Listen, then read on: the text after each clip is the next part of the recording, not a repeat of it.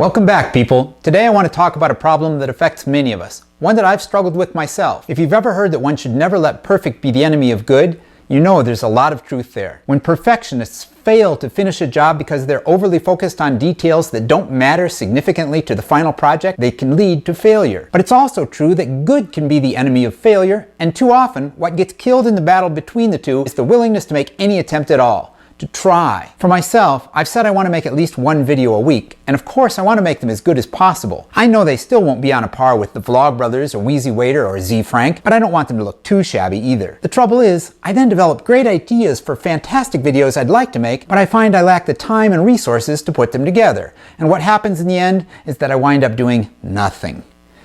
Is this best? If you can't do something and do it well, should you resign yourself to looking elsewhere for places to better apply the time, talent, and resources you do have? Sometimes, but not always. And I fear we do so far more often than we should. No, I won't make a great or even a passably good video every time. But how much does that really even matter? I don't have 100,000 viewers to worry about. I don't have 1,000 or even 100. Truth is, I've pretty much got my girls, a handful of students, and a few internet friends that will watch. And it's probably enough just to worry, what do they want to see? I think about video channels of my friends, not Hank and John and Craig, but Azrael Angel, Ankaferb, and Chuck G. I'll put links here and some over here. Like me, they don't have the greatest equipment, a bunch of assistants, and as much time on their hands as they'd like to spend doing nothing but make videos. So sometimes, like me, they look less than professional. But you know what? I love seeing new content from them, from you guys if you're watching. Hank Green once posted advice to would-be vloggers. He mentioned that more than anything else, there's a need to be interesting. Now, having been here a while, I think there's something else that makes a video worth watching, even when it isn't the most polished or the funniest thing online.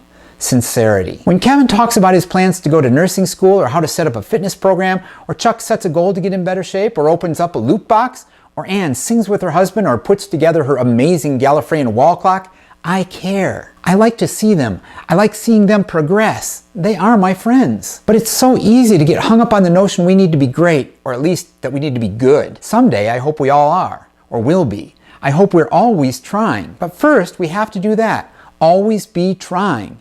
And trying implies a certain chance that we might fail. It might look like we're doing a really poor job.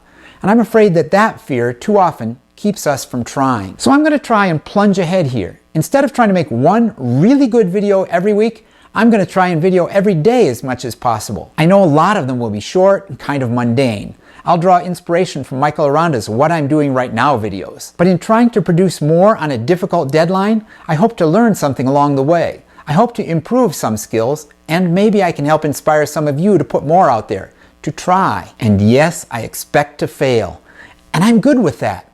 Because I don't want my daughters to be afraid to try vlogging or anything else because they think they might not be as good as me, because eventually they almost certainly will be. But if our kids and our friends never see us fail, how will they know that they do have that freedom to fail, as long as they understand that afterwards they need to get back up and try again? Because if it doesn't kill me, they and you might understand it won't kill them, or you either. We can all learn to take more chances, to fail and persist. How about you? What are you going to fail at this week, this year? Don't forget that being awesome takes some failing along the way, and don't forget to be awesome. See you next time.